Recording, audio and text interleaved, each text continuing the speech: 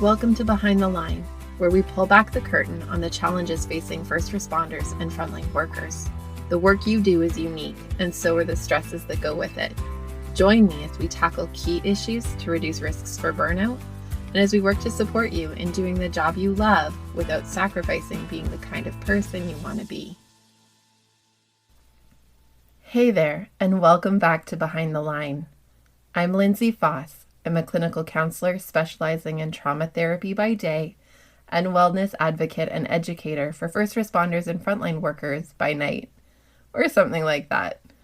Behind the Line is a place for us to talk about the real life behind the scenes challenges facing you on the front lines. I created this podcast with the hope of bringing easy access to skills for wellness, allowing you to find greater sustainability both on the job and off. Time is marching steadily on, and we are days away from Christmas 2020. Now, I know for many on the front lines, Christmas magic has worn off a bit. Many of you will be working Christmas Eve and Christmas Day, sacrificing the time with your own families to be out there ensuring the health and safety of our communities. You do not get enough thanks for these kinds of sacrifices. Please know that even though we suck at saying it enough and making it clear, we are thankful for what you do. I am thankful for what you do. As we move through this season, our family has been talking about traditions quite a bit. Now, this was prompted largely by something my kids watched. My kids are 6 and 3. And Frozen is playing a pretty big role in the lives of my children right now.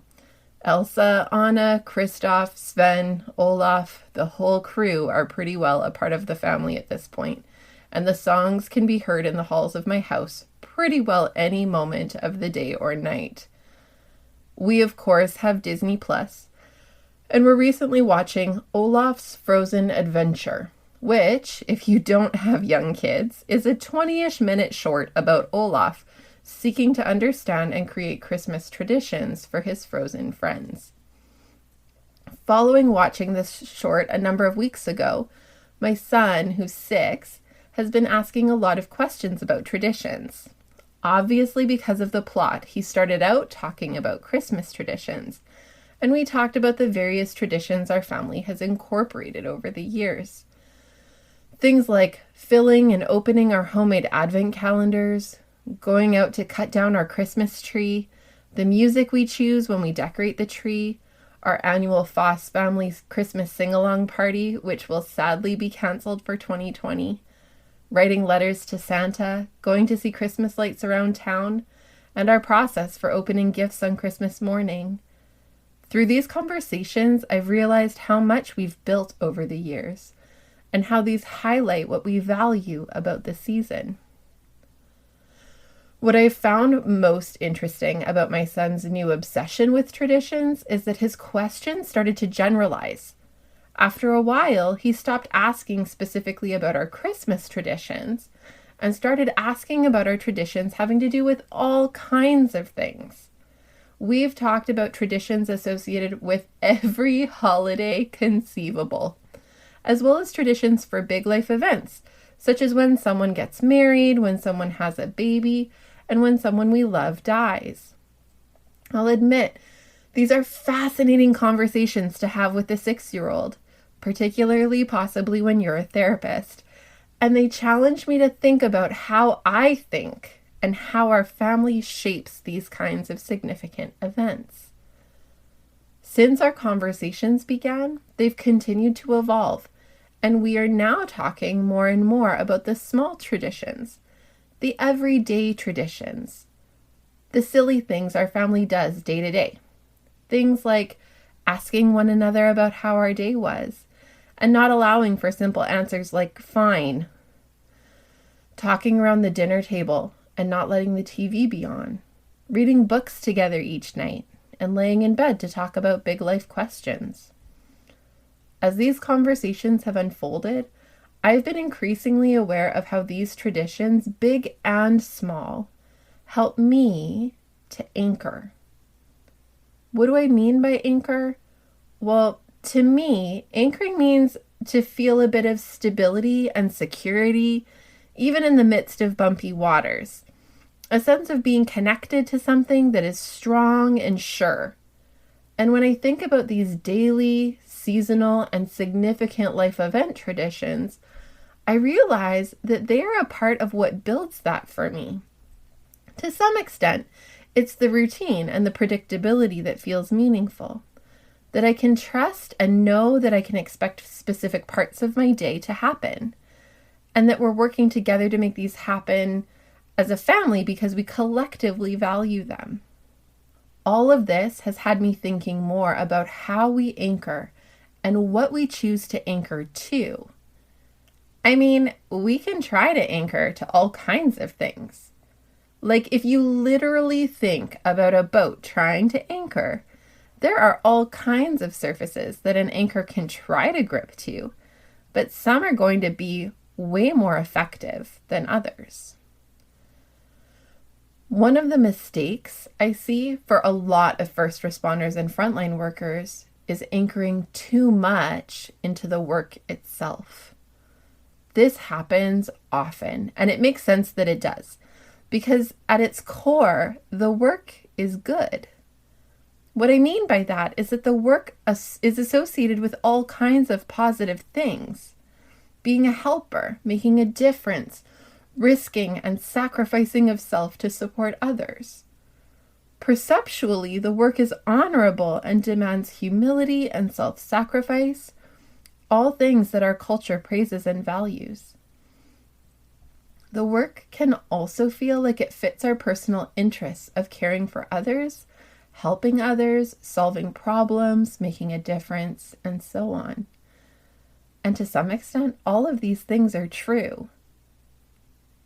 But there's another side to the work that we're often not warned about or sufficiently made aware of when we go into it.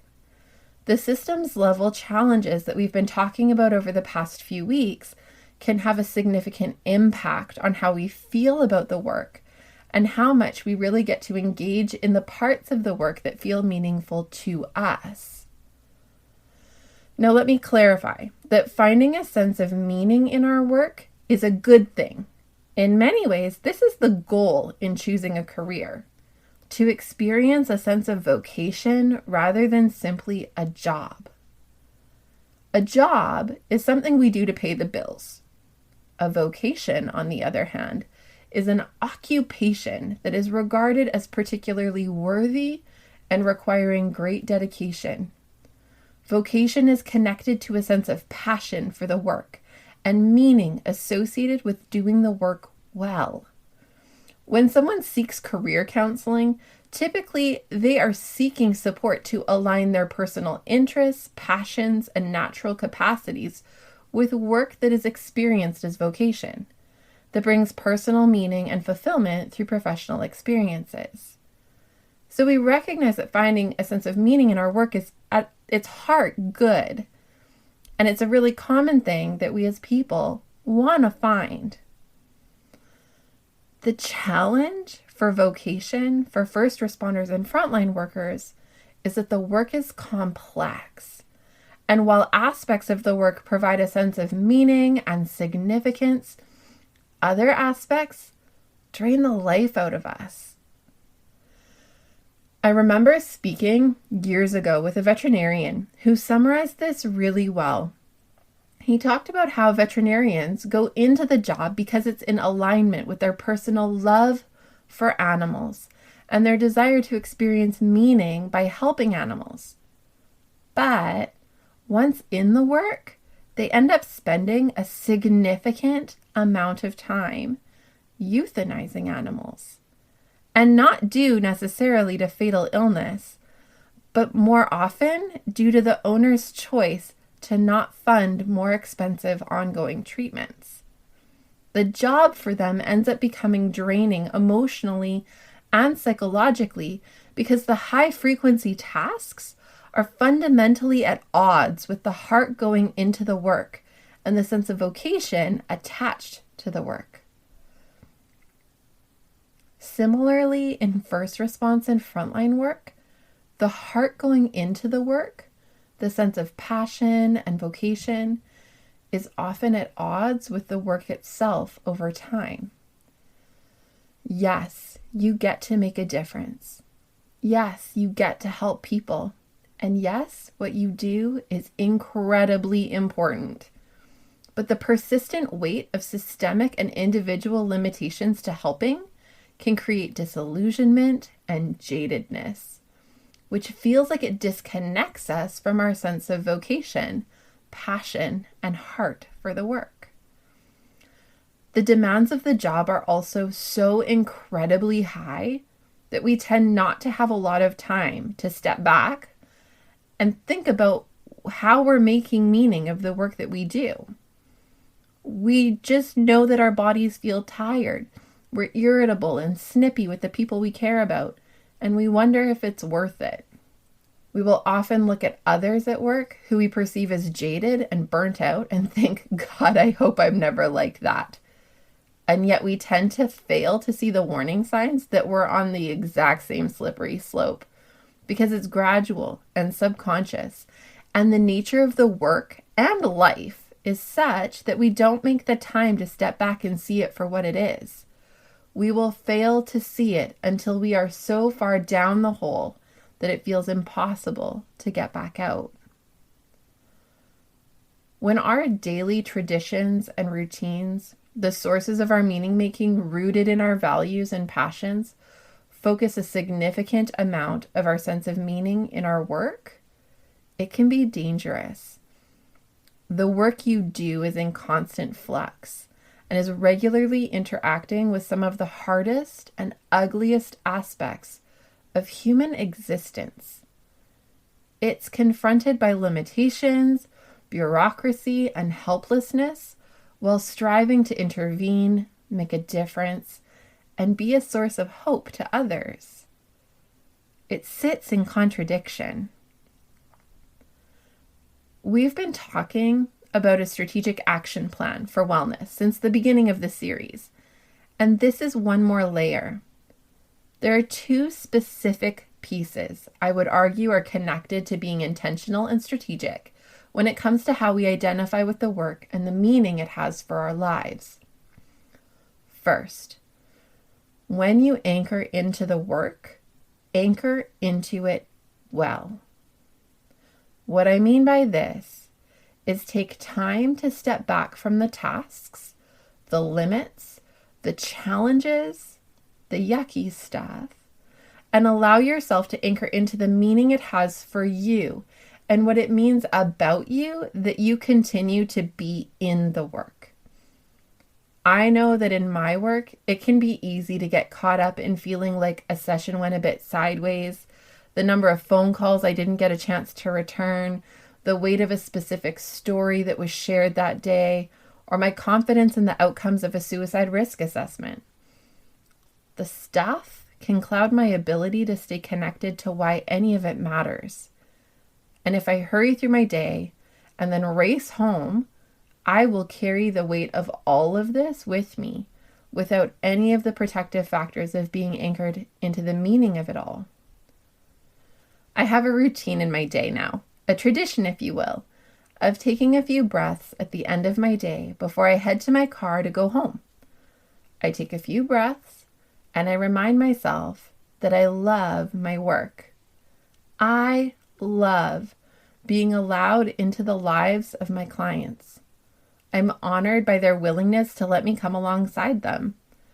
I work at connecting to that part of me that chose this career so many years ago that wanted to make the world a better place for just one person at a time.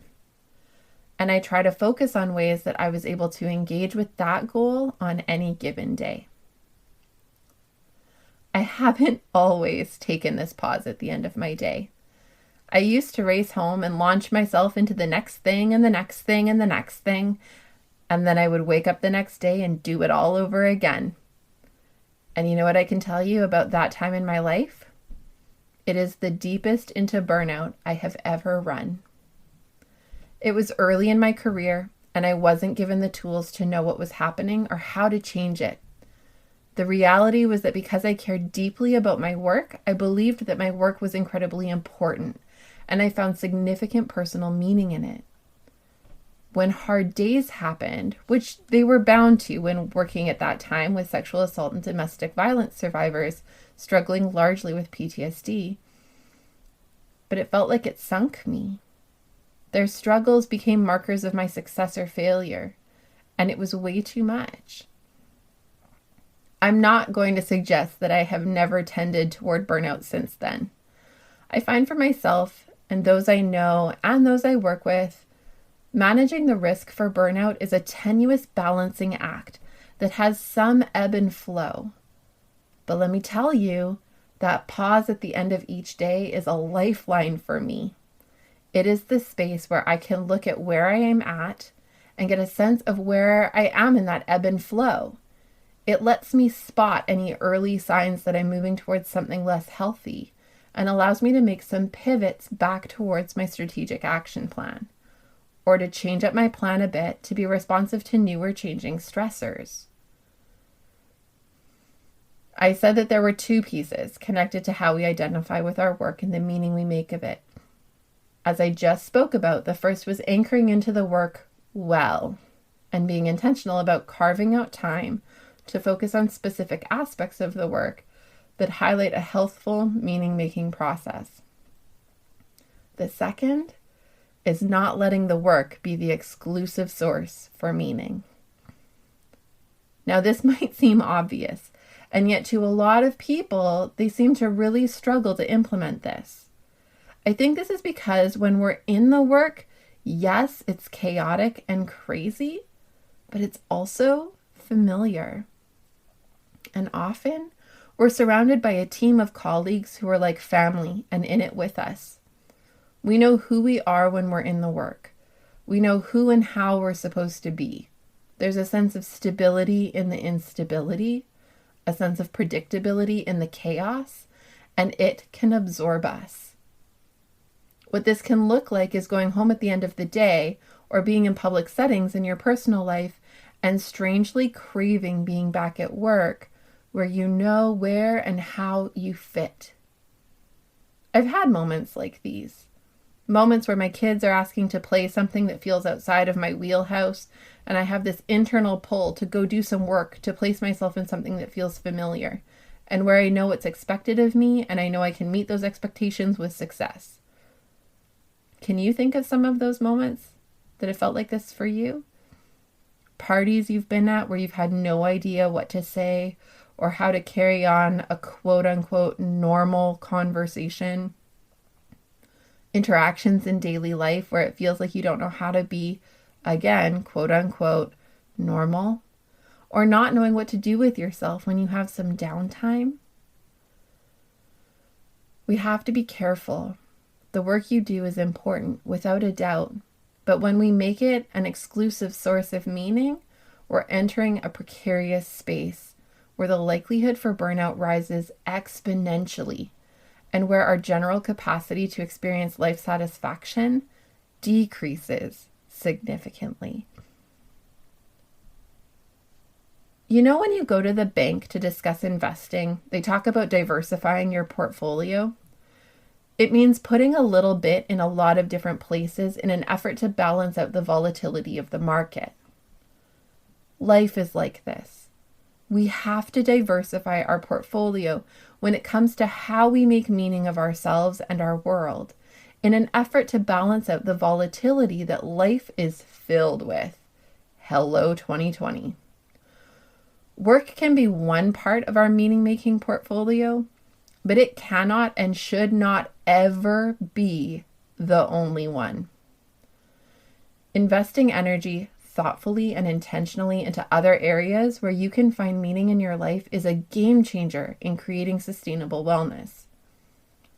Some ideas for areas to pour into can include investing in family and friends and being intentional about how you show up with and experience enjoyment and meaning from your family time.